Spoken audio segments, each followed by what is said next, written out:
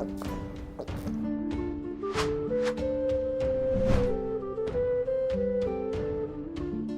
Moin, hallo und herzlich willkommen zu einem neuen Video hier auf meinem Kanal. Und heute gibt es hier eine Runde Shakes and Fidget. Am Freitag startet ja nun der EU8-Server und der ist jetzt schon vorab ziemlich gehypt, weil es wahrscheinlich der stärkste Serverstart von 2023 sein wird, im Zusammenspiel mit dem Elevator, mit Black Friday Event. Die Leute, die davor haben, Rekorde zu jagen, der ist schon sehr stark an sich und wird, denke ich mal, auch ziemlich beliebt werden, auch wenn es nur, ich sag mal in Anführungszeichen, so ein Random-Server wie EU8 ist kein Jubiläums-Server wie EU10, EU20 oder was weiß ich. Ne? Trotzdem wird er ziemlich stark und er wird sogar noch mehr befeuert durch gewisse Promo- bzw. Content-Creator, die auf dem Server stattfinden werden. Ich glaube zwar nicht so aus dem deutschen Bereich, aber aus dem tschechischen Bereich sind dort sehr viele und vielleicht hat das der ein oder andere mitbekommen. Dort wurde bisher nur Werbung dafür auf Instagram gemacht, soweit mir das geläufig ist. Aber das ist auf jeden Fall eine ziemlich coole Aktion, die dort stattfindet und es die tschechische Community mit den Content-Creatern bzw. mit dem Marketing, was da wahrscheinlich auch hintersteckt, die machen jetzt endlich genau das, was ich eigentlich schon seit Jahren versuche, auch irgendwie alleine aus dem Boden zu stampfen, nämlich Projekte für das Spiel, Turniere, Events und das kriegt man aber alleine meistens immer nicht so wirklich hin, ne? Und ihr habt es ja in der Vergangenheit gesehen, es hat zwar geklappt, aber das ist auch alles aus eigener Tasche finanziert und nichts irgendwie so großartig gestellt vom Player. Die haben jetzt nämlich was auf EU8 vor. Und zwar wird das promomäßig auch hier auf Instagram befeuert. Und zwar starten dort zuallererst die Winter Warfare Games. Erinnert mich so ein bisschen an Call of Duty, muss ich sagen, mit dem Warfare dahinter, ja. Und das ist eine ganz coole Sache, die da in Zusammenhang mit dem EU8 Server-Start steht. Ich kann euch das ganz kurz mal vorlesen, auf Deutsch, was hier an der Seite steht. Ich hatte mir das mal ganz kurz hier rüber kopiert. Wir fordern Team 1, angeführt von Marvex, ist wahrscheinlich ein Creator, zu einem harten Wettkampf gegen Team 2, angeführt von Martem, kenne ich auch nicht, heraus. Jedes Team besteht aus 3 Creatoren, die zusammen mit ihrer Gilde gegeneinander antreten, um zu sehen, wer sich an die Spitze setzen kann. Was steht auf dem Spiel? Jede Menge coole Sachen rund um SF, darum physische Sammlereditionen, die es eigentlich fast nicht mehr gibt, und jede Menge Pilze, aber die Aufregung hört damit nicht auf. Deine SF-Mitglieder und deine gesamte Community können mitmachen und fantastische Belohnungen gewinnen. Ja, das ist jetzt natürlich der tschechischen Community vorenthalten, aber ich wünsche mir so sehr und gebe mir eigentlich auch schon so viel Mühe, sowas auch aus dem Boden zu stampfen irgendwie. Aber wie gesagt, sowas muss halt von Players Seite aus kommen, dass es sowas auch eventuell mal in Zukunft für die deutsche Community gibt. Mit deutschen Creatoren, vielleicht auch neue deutsche Creator, die zu einem neuen Serverstart dabei sind, die gesponsert werden, weiß ich nicht, und dann irgendwelche Gilden anführen und dort in ihrer Gilde dann halt ihre Gildenmitglieder bzw. ihre Community dran teillassen. Sagen wir mal, es kommen irgendwie, irgendwie 2, 3 bezahlte Creator, die eine neue Community mitbringen, außerhalb von SF, und deren Leute werden dann irgendwie 1, 2 eingefleischte Creator, die halt eben schon in unserer Bubble mehr so bekannt sind, an die Hand gegeben, so, ne, um die halt dann durchzuguiden, und die kämpfen dann halt so Warfare-mäßig gegeneinander. So ähnlich, denke ich mal, wird es hier auch sein, weil neue Creator bringen immer neue Leute mit, aber die müssen natürlich auch irgendwo immer an der Hand genommen werden, weil man kann natürlich aus eigener Hand das Game auch bewerben, aber wenn man sich ein bisschen rein lesen möchte in die ganze Thematik, dann ist es immer schon vorteilhaft, wenn man jemanden hat, der sich da schon ein bisschen auskennt.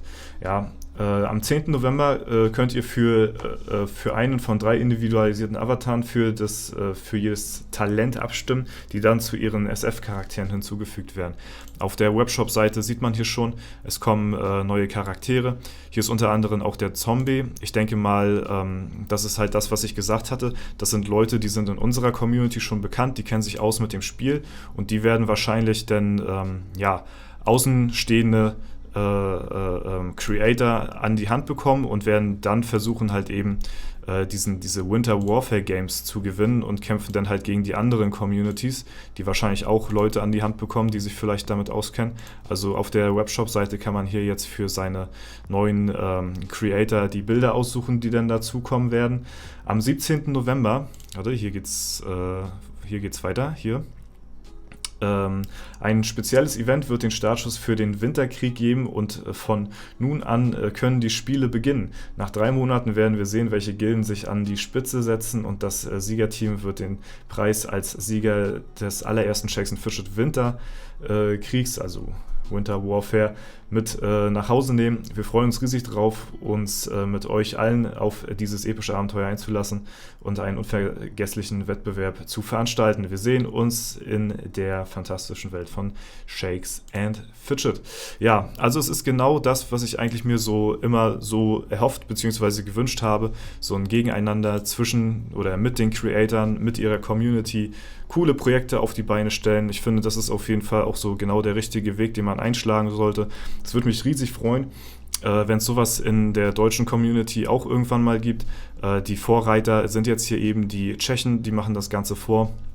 Eventuell machen das andere Communities dann auch nach und das ist eine coole Sache auf jeden Fall, die Community zu stärken, außenstehende Creator mit außenstehenden Communities neu in das Game einzubinden. Das Ganze geht ja auch über 3 Monate, also das geht schon auf jeden Fall eine Zeit lang. 3 Monate ist jetzt nicht unbedingt wenig, das sind 90 Tage und es ist schon auf jeden Fall einiges, was man da in der Zeit erreichen kann. Und ist auf jeden Fall ein weiterer Grund, warum man ein Augenmerk auf EU8 eventuell mal werfen sollte und gespannt den Server mit verfolgt, was es dort alles so zu entdecken gibt. Wie gesagt, nicht nur von unserer Seite beziehungsweise von der eingefleischten Community aus der Shakes and Fidget Bubble, sag ich mal, die man schon kennt, sind viele Leute dabei, die halt eben sehr hohe Ziele haben, sondern halt eben auch von außerhalb kommen sehr viele neue Creator. Wie gesagt, zwar nicht so aus der deutschen Szene, aber EU8 wird wohl halt im tschechischen Bereich wohl auch ziemlich stark werden und deswegen wird der Server auf jeden Fall noch interessanter, als er schon ist. Ne? Ich persönlich freue mich da auf jeden Fall drauf, das Ganze mit zu beobachten und wie gesagt, der Server wird rekordverdächtig, Elevator Start, dann Black Friday Event. Leute versuchen, sehr kranke Rekorde auf die Beine zu stellen. So. Das ist nur einmal im Jahr mit dem Black Friday in Kombination. Dann kommt ja auch schon Anfang nächsten Monats, im Dezember, kommt ja dann auch schon der legendäre Dungeon raus, wo sich die Leute dann auch nochmal equippen. Also dort werden wahrscheinlich einige Rekorde geknackt werden und da werde ich auf jeden Fall das Ganze auch mit begleiten. Zwar jetzt nicht so aktiv selber mitspielen, so großartig, ne, ist klar, aber auf jeden Fall werde ich da auch hier und da mein Unwesen treiben. Ne? Da freue ich mich auf jeden Fall schon drauf. Ist mal wieder ein etwas besonderer Serverstart, abseits von denen, die jetzt in der Vergangenheit so gelauncht sind. Ne? Ja, ansonsten sind auch die neuen Aufgaben hier draußen mittlerweile, ne, die Wochenaufgaben. Ich habe sie schon erledigt heute und kann man sich drüber streiten. Ich sag mal so 20 Sanduhren im Zauberladen kaufen, das kann man innerhalb von 4 Tagen schaffen. So, ne, wenn man Pech hat, wird es eng, aber es ist machbar auf jeden Fall für die eine Krone. 20 mal Wartezeit eines Abenteuers überspringen ist ja quasi free. Also das heißt so viel wie wenn du deine Abenteuerlust mit einer Sanduhr überspringst in der Taverne, dann das 20 Mal, das mache ich jeden Tag so. Ne? Also die Aufgabe ist auf jeden Fall auch free. 20 Mal neue Ware im Laden anfordern, gut, das ist natürlich eine Sache, die ist nicht free. Die kann man aber auch getrost weglassen, wenn man möchte. Und 20 Mal Wartezeit beim Würfelspieler in der Taverne überspringen. Also das ist quasi, wenn ihr hier die Animation von den geworfenen Würfeln einfach skippt, dann zählt das quasi als Wartezeit überspringen. Ich habe heute schon alle meine Aufgaben hier erledigt, deswegen kann ich das nicht mehr zeigen. Und die kriegt man innerhalb von 2 bis 3 Tagen. Ja, obwohl, 10 Würfe hat man pro Tag, also am 3. Tag. Nee, es sind ja nur 20, die man hier machen muss. Also am 2. Tag, wenn man alles Sachen skippt, alle Würfe, dann hat man die auch free. Also das ist free, das ist free. Das sind schon mal 2 Aufgaben, die free sind. Da können es halt die ist ein bisschen random. Also 3 Sachen, die man Free-to-Play eigentlich gut erreichen kann. Die Aufgabe ist halt, ja, die kann man getrost weglassen. Zuerst war ich ein bisschen skeptisch, was so die Aufgaben anbelangt, aber dann habe ich nochmal drüber nachgedacht. Eigentlich kann man hier vieles, zumindest 2 Aufgaben komplett safe zu 100% erledigen und die dritte, da wird es halt ein bisschen knifflig, sag ich mal, dass man halt entweder gucken muss, dass man so einen 10er-Stack bekommt oder die einzelnen rauskauft oder so. Ne? Das muss man schauen. Die ist so ein bisschen knifflig, die Aufgabe, aber ansonsten, ist es, denke ich mal, noch okay. Also es gab schon bessere Aufgaben, muss ich so sagen, auch an der Stelle. Die gefällt mir jetzt persönlich nicht ganz so gut, aber ist auch immer Geschmackssache. Die davor war auch schon nicht so nice. Ich muss sagen, die ersten fand ich fast mit am besten. Aber mal gucken, was uns nächste Woche auch wieder so erwartet. Und das sind so die Informationen, das ist so das Update. Schreibt mir gerne eure Meinung dazu in die Kommentare, was ihr dazu sagt, auch zu den Winter Warfare Games in Shakes and Fidget in der tschechischen Community. Für die wird es bestimmt, denke ich mal, noch ansehnlicher als für uns hier, auch wenn wir von außen das natürlich auch mit beobachten können. Wenn die eigenen Creator damit anpacken können und, sag ich mal, solche Wettkämpfe bestreiten können, ist das natürlich für die Zuschauer, deren Creator natürlich auch nochmal eine ganz andere Experience, sag ich mal. Jo, das soll es soweit gewesen sein. Wenn es weitere Informationen die Woche gibt, dann werde ich euch auf jeden Fall auch auf dem Laufenden halten. Ansonsten wünsche ich euch noch einen super schönen Tag. Vielen lieben Dank fürs Zuschauen. Haut rein und bis zum nächsten Mal.